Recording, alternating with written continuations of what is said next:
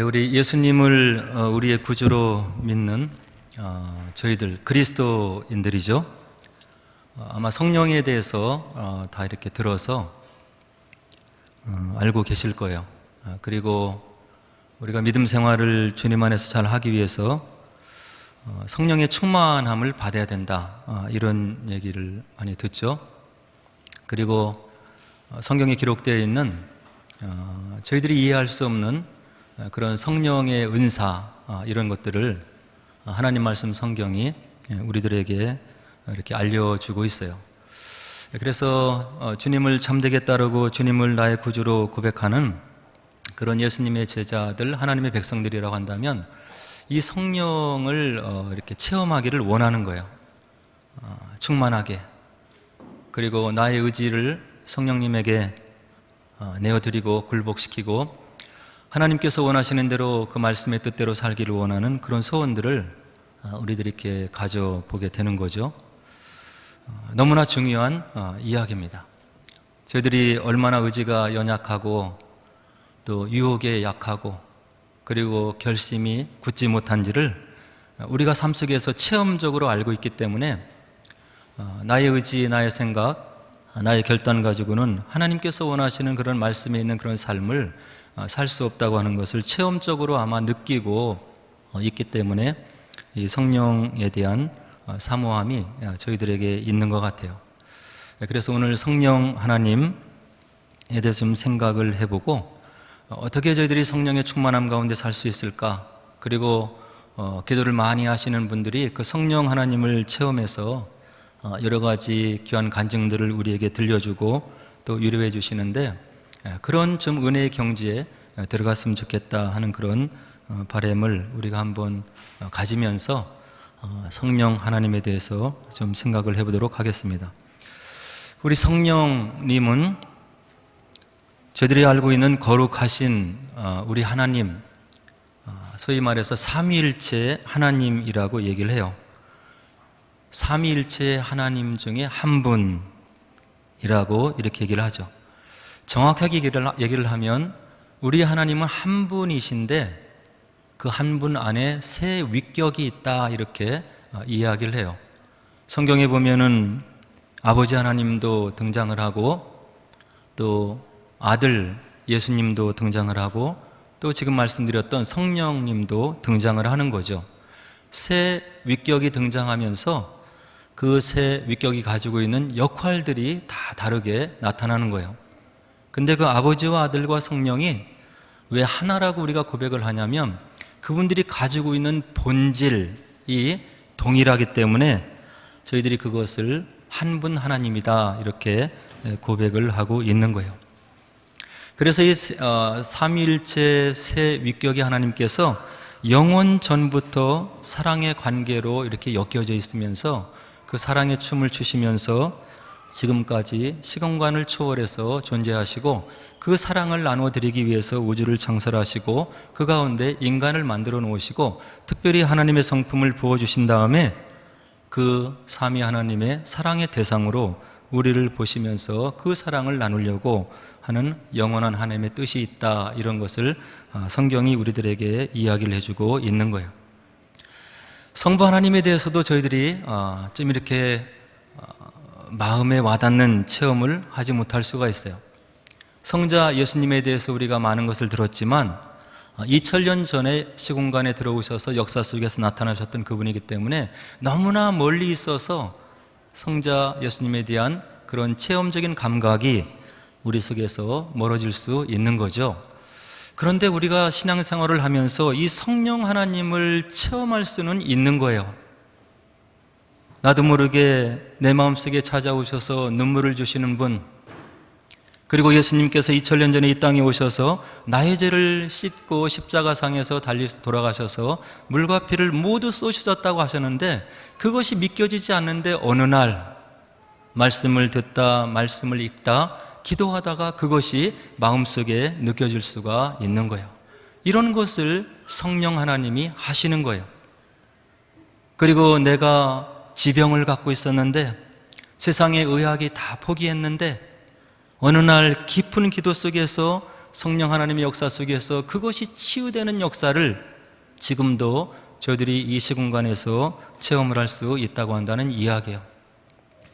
2000년 전에 예수님께서 이 땅에 오셔서 하나님 나라가 무엇인지, 하나님이 무엇인지, 우리의 존재가 무엇인지, 그리고 영원한 세계가 무엇인지를 다 전해주시면서 동일하게 하신 것이 있는데 기사이적을 베푸시는 거예요.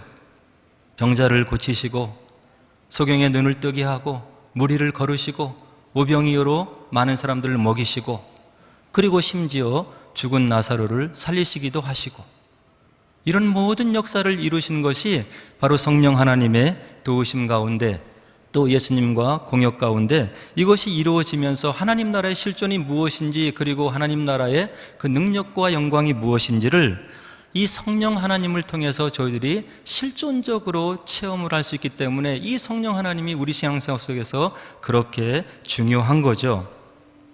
그리고 이 성령 하나님께서 이 땅에 계시면서 성부 하나님의 그 섭리를 이루어드리기 위해서 하나님의 영으로 지금도 살아계셔서 활동하시기 때문에 이 성령 하나님을 저희들이 느끼고 체험하고 경험하는 것이 우리 크리스찬들의 믿음 생활에서 그렇게 중요하다고 하는 이야기예요. 구약 성경을 보면 이 성령 하나님은 여호와의 신으로 나타나요. 그리고 하나님의 영으로 나타나죠. 그리고 또 어떤 곳에서는 하나님의 신으로 이렇게 기록되고 있음을 우리가 볼 수 있어요. 그리고 이제 신약에 들어서면은 구약에는 특별한 사람들에게만 하나님께서 섭리가 계셔서 이 성령이 임하셨는데, 신약에는 하나님을 믿는 모든 백성들, 예수님을 구주로 고백하는 모든 사람들에게 성령이 공히 임하신다, 이렇게 우리들에게 이야기를 해주시면서 히브리서 기자는 어떻게 얘기하시냐면, 이 성령 하나님께서 영원한 하나님으로 우리와 함께 영원히 동거하시고 또 계시고 우리와 동행하신다고 히브리서 기자는 9장 14절에서 우리들에게 이야기를 해주고 있는 거예요. 오늘도 함께 읽은 본문에서 예수님께서 뭐라고 얘기하시냐면, 내가 너희들과 3년 동안 이렇게 동고동락하고 하나님 나라에 대해서 나누고, 그리고 여러 가지 일을 나누고 기사의적을 베풀고 하나님 나라에 대해서 너희에게 증거를 했는데, 이제 내가 갈 때가 되었다. 나를 보내주신 성부 하나님께 내가 다시금 갈 때가 되었다. 이런 얘기를 하니까 제자들이 다 시무룩해지는 거예요. 주님을 통해서 하나님 나라가 무엇인지, 하나님 나라의 능력이 무엇인지, 그리고 우리의 사명이 무엇인지, 그리고 주변에는 많은 사람들로부터 멸시와 천대를 받았는데 이 예수님을 통해서 위로와 격려와 세임을 받았는데, 그 주님께서 이제 떠나가신다고 하니까 제자들이 모두 시무룩해지는 거예요. 그 모습을 보고 예수님께서 이야기를 하시잖아요. 내가 떠나가는 것을 슬퍼하지 말라. 내가 떠나가면 내가 보혜사 성령을 너희들에게 보내줄 것인데, 그분께서 오셔서 너희들을 위로하시고 나에 대해서, 하늘나라에 대해서, 그리고 하나님의 능력에 대해서 바로 친히 증거를 해주실 것이다. 이런 얘기를 하면서 오늘 본문의 말씀을 지금 이어나가고 있는 거죠. 그래서 성령을 보혜사라고 얘기하시는데, 이 뜻은 무엇이냐면 돕기 위해서 곁에 부름을 받은 자로 계시는 분, 저와 여러분들을 이 땅에서 살아가는 신앙생활을 돕기 위해서 힘들고 어려운 이 땅의 삶, 아직도 하나님의 능력과 권세 가운데 온전히 회복이 되지 않는 여러 가지 유혹이 많고 문제가 많고 여러 가지 환란이 많고 걱정거리가 많은 이 땅에서 살아가는 저와 여러분들을 보시고 하나님께서 우리를 불쌍히 여기셔서 성령을 보내주시겠다고 지금 아들 예수님을 통해서 제자들에게 위로의 말씀으로 전해주시고 있는 거예요. 오늘 본문은 어떤 배경을 가지고 있냐면, 예수님께서 이제 죽음을 목전에 두시고 바로 제자들에게 마지막 설교 말씀, 가르침을 주고 있는 그런 장면인 거예요. 죽음을 목전에 두고 있는 사람은 다 참된 말, 진실된 말을 하게 되어 있는 거잖아요. 특별히 사랑하는 사람들을 위해서, 이분들을 위해서, 남아있는 자들을 위해서, 내가 그토록 사랑했던 사람들을 위해서 그들에게 꼭 필요한 말을 유언과 같이 들려주는 것이 죽음 직전에 있는 사람들의 동일한 심정인데 예수님이 지금 바로 그런 심정으로 내가 떠나가면 어떤 일이 있을 것인지에 대해서 제자들에게 알려주시면서 너희들이 실망할 것이 없고 낭망할 것이 없고 나보다 더 큰 분이 오시고 그리고 능력이 많은 분이 오시고 그리고 시공간을 초월해서 너희들을 도와줄 분이 오시기 때문에 걱정하지 말고 하나님 나라를 사모하면서 이 땅에서의 삶을 바로 힘있게 살아갈 것을 바로 선생 되신 주님 되신 예수님께서 제자들에게 이야기를 해주고 있는 거예요. 그렇다고 한다면 성령님이 중요한 거잖아요. 우리의 결심이 약하고 의지가 굳지 못하고 쉽게 변하고 유혹에 약하고 혈기와 분냄이 많고 사랑하지 못하는 우리들에게 하나님 백성답게 살아갈 수 있는 길이 있는데 하나님 말씀이고 바로 성령님으로 인해서 그것이 가능할 수 있다고 오늘 예수님께서 제자들에게 이야기를 해주고 있는 거예요. 이 성령 하나님에 대해서 잘못 알고 있으면 이단으로 빠지는 거예요. 여호와의 증인 성령을 얘기하기를 하나님께서 부리시는 능력으로 이야기를 해요. 하나님께서 사용하시는 힘의 본질로 이야기를 해요. 그러나 이것은 성령에 대해서 너무나 잘못된 이해를 하고 있는 거예요. 성령 하나님은 어떤 분이시냐면 인격을 가지고 계신 분이라고 성경이 우리들에게 이야기를 해주고 있는 거예요. 인격이 무엇입니까? 저와 여러분들이 느끼는 모든 것들, 도덕성, 슬픔, 아픔, 마음의 고통, 이것을 바로 공감할 수 있으시고 우리가 그런 상황에 있을 때 하나님께서 우리를 위로하시고 찾아와 주셔서 우리를 격려하실 수 있는 우리와 똑같은 인격을 가진 그런 하나님이라고 성경이 이야기를 해주고 있는 거예요. 이것을 모르면 저희들이 삼위일체 하나님을 잘못 알고 있는 것이고 성령을 능력으로만 알고 있어서 바로 성삼위 하나님을 우리가 온전한 마음으로 경배하고 예배하지 못하는 그런 잘못을 범할 수도 있는 거죠. 그러면 성경을 통해서 우리가 성령 하나님의 인격적인 속성을 우리가 좀 살펴보겠는데 고린도전서 2장 10절에 보면 이와 같은 말씀을 사도 바울이 저희들에게 전해주고 있어요.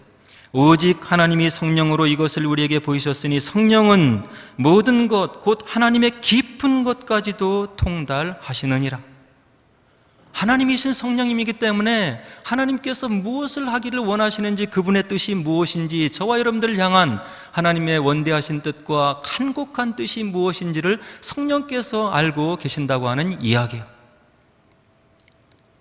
우리가 무엇을 해야 될지 앞에 놓여 있는 문제를 가지고 어떻게 해결을 받아야 될지 고민할 것이 아니고 하나님의 깊으신 것까지 통달하시는 성령님이 계시니까 그분이 저와 여러분들을 돕기 위해서 이 땅에 오신 것이니까 나와 함께 동행해 있는 것이니까 나의 마음을 성전 삼고 지금 나의 마음속에 좌정해 계신 그분이시니까 그분께 아뢰고 기도해야 될 필요성이 바로 여기에 있는 거예요.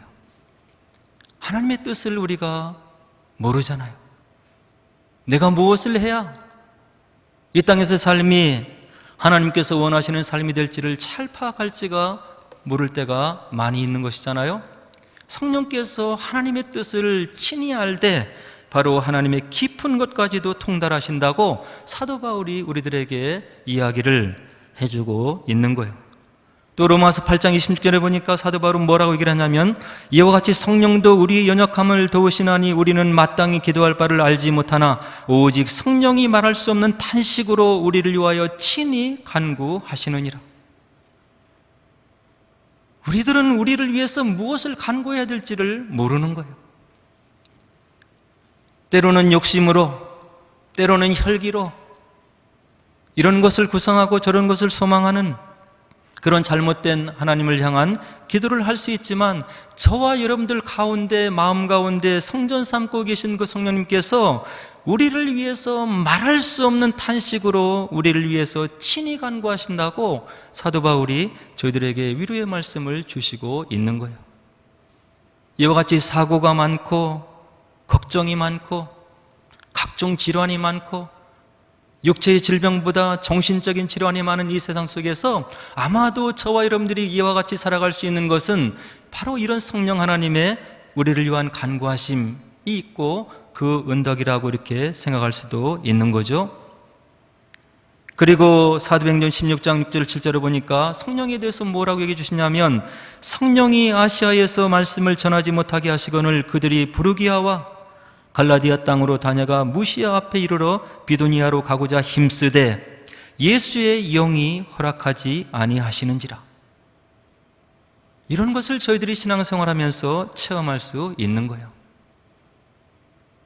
내가 생각하기에는 이런 결정을 해야 될 것 같고 이쪽으로 결정을 해서 가야 될 것 같은데 무엇인지는 모르지만 내 마음속에서 그쪽으로 가면 안 된다고 하는 그런 깨달음이 내 마음속에 울림으로 다가올 때가 있다고 한다는 이야기예요.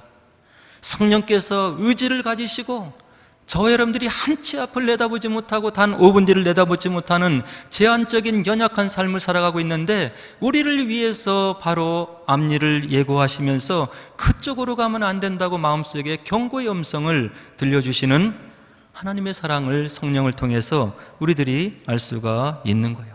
이것이 성령 하나님이신 거예요.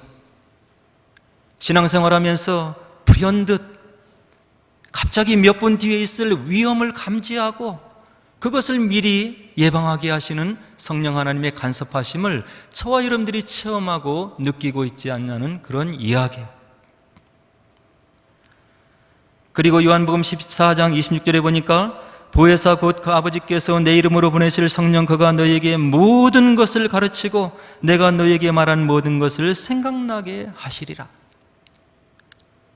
하나님에 대해서, 믿음에 대해서, 이 땅의 삶에 대해서, 그리고 앞으로 다가올 예정되어 있는 영생에 대해서 알기를 원한다면 우리가 성령을 사모하고 위에서 기도하면 성령께서 우리 가운데 오셔서 모든 것을 가르치시고 내가 너희에게 말한 모든 것을 생각나게 하시리라. 그리고 요한복음 15장 20절에 보니까 내가 아버지께로부터 너에게 보낼 보혜사 곧 아버지께로부터 나오시는 진리의 성령이 오실 때 그가 나를 증언하실 것이. 예수님께 대해서 우리 마음 가운데 증언을 해주신다고 하는 이야기예요. 어렸을 때 저도 이제 부모님을 따라서 교회에 나갔지만 중간에 이렇게 교회를 잠깐 나가지 않은 그런 시기가 있었어요. 그래서 다시 대학에 들어가서 신앙생활을 시작할 때 하나님에 대해서 아버지라고 부르는 그런 장면들이 눈에 익숙하지 않아서 굉장히 멋쩍었고 익숙지 않은 그런 마음의 어떤 부딪힘들이 있었어요. 그러나 어느 날 바로 하나님에 대해서 아버지라고 부르는 그런 용어들, 그리고 기도하는 것들, 그리고 하나님께서 목사님을 통해서 전해주는 그런 말씀들이 마음속에 갑자기 깨달아지면서 마음이 편안해지면서 눈물이 흐르면서 하나님을 향해서 아버지라고 부르고 기도하고 신앙생활하는 것이 마음속에 깨달아지고 체험되고 느껴지는 그런 경험을 제가 한 적이 있다고 하는 이야기예요. 하나님께서 이 일을 하시는 거예요. 성령 하나님께서. 로마서 8장 26절에 보니까 이와 같이 성령도 우리의 연약하심을 도우시나니 우리는 마땅히 기도할 바를 알지 못하나 오직 성령이 말할 수 없는 탄식으로 우리를 위하여 친히 간구하시느니라. 저와 여러분들이 연약한 점을 성령 하나님께서 아신다고 하는 이야기예요. 사람마다 다르겠지만 약점이 있는 거예요. 어떤 면이 연약한지, 그 연약함을 치고 들어오는 악한 영의 괴계와 유혹의 모습들, 이런 것을 극복할 수 있도록 우리의 연약함을 막아주시고 강하게 해주시는 그분이 바로 우리의 성령 하나님이시라고 사도 바울이 지금 이야기를 해주고 있는 거예요.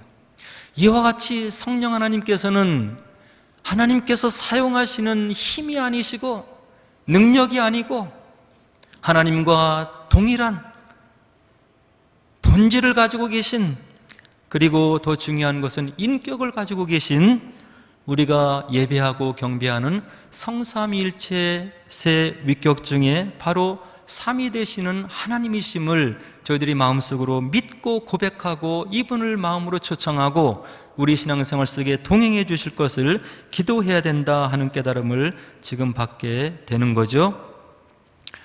그래서 오늘 보면 1절에 보니까 예수님께서 왜 성령에 대해서 얘기를 하시느냐? 제자들이 실족하지 않게 바로 너희들을 위해서 내가 지금 성령에 대해서 얘기를 하고 내가 가는 것이 너희들에게 유익한 것이라고 예수님께서 힘을 주어서 이야기를 해주고 있는 거예요. 근데 예수님께서 이와 같이 제자들을 생각하면서 아주 귀중한 얘기를, 유언과 같은 얘기를 해주고 있는데 제자들의 반응은 어떠시냐면 바로 그들이 예수님이 어디로 가는지 묻는 자가 없었더라. 6절에 보니까, 그리고 후반절에 보니까 마음에 근심이 가득하였더라. 예수님께서 앞으로 되어질 일들에 대해서 제자들을 사랑하면서 성령이 왜 필요한지, 왜 내가 가야 되는지를 지금 제자들을 위해서 얘기하시는데 제자들은 아직 성령을 체험하지 못한 거예요. 그래서 지근거리에서 그들을 위해서 있었던 주님이시고 선생이신 예수님이 떠나간다는 그 사실에 시무룩해 있는 그런 제자들의 모습을 우리가 볼 수 있는 거죠. 그래서 그런 제자들의 모습을 보고 7절에 예수님께서 위로하시는데, 그러나 내가 너희에게 실상을 말하노니 내가 떠나가는 것이 너희에게 유익이라. 내가 떠나가지 아니하면 보혜사가 너희에게로 오시지 아니할 것이요 가면 내가 그를 너희에게 보내리라. 내가 떠나가는 것이 너희들에게 유익이다. 나는 시공간에 갇혀있는 인간의 몸을 입고 있기 때문에 바로 편제적으로 온 세상에 임할 수 없지만 내가 떠나가야 시공간의 초월을 하면서 너희들에게 역사하고 너희들의 기도를 들어주고 너희들을 위로하실 보혜사 성령이 오시기 때문에 바로 너희들에게 유익이라고 하는 것을 예수님께서 분명하게 이야기를 해주시고 있는 거예요. 그리고 나서 성령께서 이 땅에 오셔서 해야 될 일 3가지를 오늘 본문에서 얘기하시는데, 첫째, 성령께서 오시면 죄에 대해서 가르쳐 주실 것이다. 죄가 무엇이냐? 세상 사람들이 예수님을 믿지 않는 것이 죄라고 하는 것을 성령께서 분명하게 가르쳐 줄 것이다. 이렇게 이야기를 하고 있는 거예요. 우리가 생각하는 죄의 종류가 여러 가지 많이 있잖아요.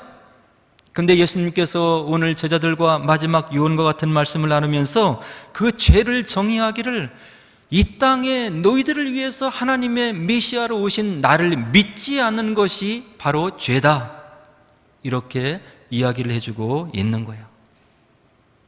예수님을 단순히 도덕적으로 훌륭한 사람이고 인류를 위해서 훌륭한 가르침을 주신 분이기 때문에 바로 공자와 같이 또 석가와 같이 그런 면에서 우리의 주가 분명히 아니라고 하는 것을 오늘 본문이 우리들에게 이야기를 해주고 있는 거예요. 그런 도덕적이고 선행적인 차원에서 어떤 업적을 이루기 위해서 가르침을 주기 위해서 오는 것이 아니고 바로 우리들의 근본적인 문제, 인간이 가지고 있는 해결할 수 없는 죄의 문제를 근본적으로 해결하시고 바로 하나님의 뜻을 전하기 위해서 오신 그 메시아를 믿지 않는 것이 큰 죄다 하고 오늘 주님께서 제자들에게 이야기를 해주고 있는 거예요. 예수님께서도 그런 이야기를 하셨잖아요. 하나님의 일을 하고 싶습니다. 다른 일이 아니다. 아버지께로부터 내가 왔는데 나를 믿는 일이 바로 하나님의 일을 하는 일이라고 예수님께서 또 다른 본문에서 이야기를 주변의 사람 제자들에게 해주고 있는 것을 볼 수가 있는 거예요. 그리고 성령께서 오시면 의에 대해서 하시는데 그것이 무엇이냐면 바로 예수님께서 이 땅에 오셔서 모든 것을 성취하시고 하나님의 뜻을 온전히 십자가에서 이루어 드리시고 하나님의 의를 성취해 드리고 그 의를 가지고 바로 아버지께로 돌아가는 그것에 대해서 성령께서 우리들에게 가르쳐 줄 것이라고 이야기를 해주고 있는 거예요. 그리고 성령께서 오셔서 심판에 대해서 이야기할 것이다. 심판이 무엇이냐? 이 세상 임금이 이미 심판을 받은 것을 성령께서 오셔서 분명하게 가르쳐 주실 것이다. 이렇게 성령께서 오셔서 하실 3가지 분명한 일들에 대해서 예수님께서 가르쳐 주시고 있는 거예요. 그러면서 예수님께서 또 뭐라고 제자들의 마음을 헤아려 얘기하시냐면 12절에 내가 아직도 너희에게 이를 것이 많으나 지금은 너희가 감당하지 못하리라. 제자들을 이 땅에 남겨놓고 떠나는 그 예수님께서 이룰 것이 많은데 여러 가지 많은 이야기를 해주고 싶은데 지금 너희들이 감당하지 못할 것이다. 그러나 모든 것을 성령이 오시면 알려주실 것이다. 13절에 뭐라고 했습니까? 그러나 진리의 성령이 오시면 그가 너희를 모든 진리 가운데로 인도하시리니 그가 스스로 말하지 않고 오직 들은 것을 말하며 장래 일을 너희에게 알리시리라. 우리가 한치 앞을 내다보지 못하는데 기도 가운데 성령의 충만한 가운데 들어가면 장래 일도 우리가 느낄 수가 있는 거예요. 얼굴과 얼굴을 보는 것과 같이 선명하게는 아니지만 나와 우리 가정을 위한 하나님의 뜻이 무엇인지를 마음속의 말씀 가운데 어렴풋이 느낄 수 있는 그런 분명한 깨달음을 우리가 느낄 수도 있다고 한다는 이야기예요. 그리고 많은 기도를 하신 분들은 어떻게 보면 또 정확하게 앞일도 얘기하시는 그런 신앙체험을 저희들이 또 경험하고 있는 거예요. 그리고 14절에서 결론적으로 예수님께서 뭐라고 얘기하시냐면 그가 내 영광을 나타내리니 내 것을 가지고 너희에게 알리시겠습니다. 이것이 바로 성경에서 이야기하고 있는 성령 하나님에 대한 증거라고 하는 이야기예요. 어떻게 해야 되겠습니까? 이 성령 하나님을 저희들이 마음속에 모셔드려야 되는 거예요. 그리고 성령 하나님께서 내 삶 속 가운데 내 마음속에서 어떻게 역사하시는지를 체험해야, 느껴야 우리가 예수님을 참되게 믿는 그런 살아있는 믿음을 가지고 이 땅을 살아갈 수 있다고 한다는 이야기예요. 그럼 이런 성령을 우리가 어떻게 체험하고 충만히 받을 수가 있겠습니까? 사도행전 10장 44절로 46절에 보니까 베드로가 이제 이방 사람 고넬료라고 하는 사람 집에 보냄을 받아요. 성경을 읽어보면 이것도 우리 이성으로 이해할 수 없는 일이죠. 고넬료가 믿음이 있는 사람인데 이방인인 거예요. 근데 이가 기도하는 가운데 하나님의 음성을 들어요. 시몬 베드로를 청해라. 그를 통해서 말씀을 듣고 내가 하나님의 뜻이 무엇인지를 바로 깨달으라고 하는 그런 계시의 음성을 고넬료가 받잖아요. 베드로는 멀리 떨어져 있는데 정한 기도 시간에 올라가서 기도할 때 환상을 보게 되는 거예요. 보자기가 내려오는데 보니까 여러 가지 먹지 못할, 그동안 유대인으로서 이것은 하나님께서 금하신 것이라고 하는 그런 더럽고 추한 짐승들이 보자기 안에 가득 있는 거예요. 하나님께서 먹으라 말씀하셨을 때 내가 유대인으로서 이런 것을 먹은 적이 없나이다. 율법을 철저히 지켰고 어떻게 이런 것을 나에게 먹으라고 하시나이까? 내가 깨끗하게 한 것을 내가 부정하다 할 수 없느니라. 이것을 3번 무려 반복하는 환상을 베드로가 기도하는 중에 보고 그 기도가 끝나자마자 고넬료가 보낸 사원들이 당도를 해서 바로 고넬료가 왜 베드로를 청하는지를 이야기를 하는 거예요. 그때 베드로가 깨닫는 거예요. 이방인이라고 하나님께서 멀리 하시는 것이 아니고 유대인들과 같이 하나님을 짐승과 같이 여기는 것이 아니구나. 하나님의 뜻이 여기 있다면 내가 순종해서 가리라. 베드로가 고넬료의 가정에 가서 교제를 나누고 말씀을 전하는 것을 유대인이 보면 베드로가 아주 난처한 상황에 처할 수도 있는 거예요. 비난받을 수도 있고 왜 이방인과 함께 교제를 하고 음식을 나누고 그런 말씀을 나눴냐고 비난을 받을 수도 있는 거예요. 그러나 이미 오순절의 마가의 다락방에서 성령을 충만히 체험한 베드로였기 때문에, 그리고 방금 전에 기도 가운데 체험한 하나님의 음성을 듣고 고넬료의 집으로 향하게 돼요. 그래서 모든 상황을 전해 듣고 베드로가 이제 예수님에 대해서 말씀을 증거하고 예수님이 이 땅에 왜 오셨는지, 왜 우리의 구세주가 되었는지를 다 증거한 다음에 바로 이와 같은 현상이 있었어요. 베드로가 이 말을 할 때 성령이 말씀을 듣는 모든 사람에게 내려오시니 베드로와 함께한 온 할례받은 선지자들, 신자들이 이방인들에게도 성령 부어주심으로 말미암아 놀라니 이는 방언을 말하며 하나님 높임을 들음이러라. 이방인이었던 고넬료와 그 가족이 성령의 충만을 받는데 언제 받았냐면 하나님의 말씀을 들을 때 그들이 성령을 체험했다고 한다는 이야기예요. 하나님 말씀이 무엇입니까? 예수님에 대한 기록인 거예요. 구약의 말씀은 오실 예수님에 대한 것이고 메시아가 와서 무엇을 할 것인지를 예언적인 말씀으로 기록한 것이고, 신약은 그 오신 예수님께서 우리를 위해서 무엇을 하셨는지, 십자가의 사건의 의미가 무엇인지, 왜 우리의 구주가 되시는지, 왜 우리가 죄로부터 노임을 받아야 되는지, 하나님의 사랑이 무엇인지를 기록한 것이 신약인 거예요. 이 말씀을 들을 때 성령이 고넬리오 온 가족에 임해서 성령의 충만함을 받았다고 사도행전 10장이 우리들에게 증언을 해주고 있는 거예요. 그래서 저희들이 말씀을 읽어야 되는 거예요. 들어야 되는 것이고, 또 언제 성령의 충만을 받습니까? 기도할 때 성령의 충만을 받는 거예요.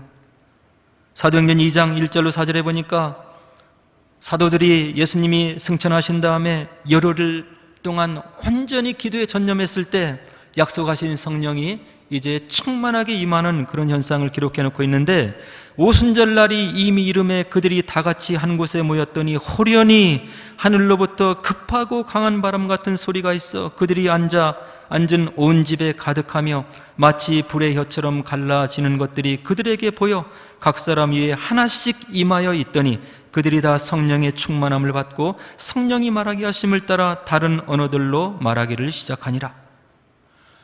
예수님께서 제자들을 떠나가시기 전에 약속하셨던 보혜사 성령이 약속을 믿고 예루살렘에 모여서 전심으로 기도하던 120명의 무리들에게 바로 약속하신 보혜사가 임하시는 장면을 바로 누가가 이와 같이 기록으로 우리들에게 증언을 해주고 있는 거예요.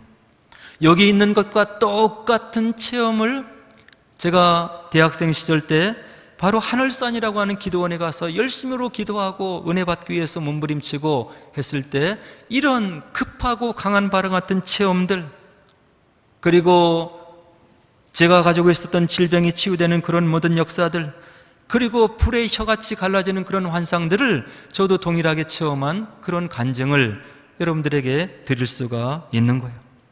하나님의 말씀이기 때문에 증언된 말씀이고, 역사를 통해서 예수님을 믿은 사람들의 입을 통해서 그들의 순교를 통해서 참된 하나님의 진리의 말씀임을 바로 기독교 역사가 우리들에게 증언해주고 있는 거예요. 성경에 기록되어 있는 내용들이 거짓이라고 한다면 이것을 위해서 목숨을 걸 이유가 없는 것이고, 시간을 들여서 이와 같이 따분하게 이 자리에 모여서 우리가 예배 드릴 이유가 전혀 없다고 한다는 이야기인 거예요. 하나님을 믿되 성경에서 하나님의 말씀이 이야기하는 것이 무엇인지, 하나님 나라의 능력이 무엇인지, 성령이 어떤 분이신지, 그분이 우리들에게 주는 신앙 체험이 무엇인지를 느끼지 못하면 우리가 예수님을 껍데기로 믿을 수 있는 거예요. 바라기는 죽음과 같은 유언의 말씀을 통해서 제자들을 격려하시는 우리 주님의 말씀, 기독교 역사의 많은 순교자들이 그들의 죽음으로 증언한 이 말씀, 이 땅의 삶이 다가 아니라고 하는 그런 진리의 말씀, 이 땅이 험악하고 어려운데 성령이 아니고서는 우리가 믿음 생활할 수 없고 하나님께서 원하시는 합당한 삶을 살 수 없다고 하는 가르침을 받으시고, 이 성령을 받되 충만히 받고 능력 있는 삶을 살기 위해서 말씀을 묵상하시고, 그리고 약속 있는 기도 생활을 통해서 이와 같이 능력 있는 삶을 살아서 하나님을 체험하시고, 그리고 우리들의 짧은 생애를 통해서 하나님 나라의 능력의 경험을 우리가 체험하는 기쁨을 맛보시고 주님께서 동행하시는 귀한 삶을 사셔서 바로 주님께서 원하시는 그런 보배롭고 존귀하고 믿음 있는, 믿음의 실력이 있는 그런 삶을 사시는 저 여러분 되기를 주의 이름으로 간절히 축원드립니다.